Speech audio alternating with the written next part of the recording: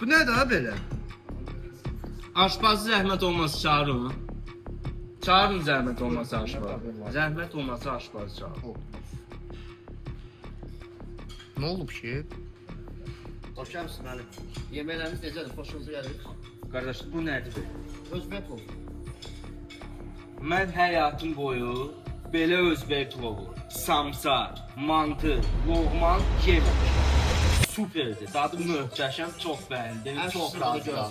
Sizə şəxsən təşəkkürümü bildirirəm. Fərqana restoranına bundan sonra həmişə gələcəm. Özü evimin də yanındadır, yaxındadır, Xətai metrosunda. Hər bir qolağı burada gözləyir. Çox sağ olun.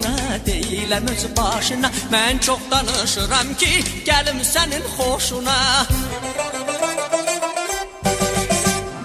Buradan sizin qapıya tək elçilərim düzülər. Toya kimi sən küsməsən, toydan sonra düzələr. Buradan sizin Sağla da.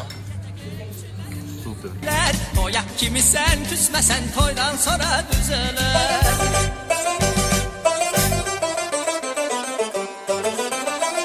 Bu xoş gündə nə? Dostlar, həqiqətən də reklam üçün demirəm. Doğrudan da çox dadlı idi, servisi super idi, interyeri çox gözəl idi. Əsl dostlarınızla, ailənizlə gələcəyiniz məkandır. Ən dadlı yeməklər harada? Fərqanada.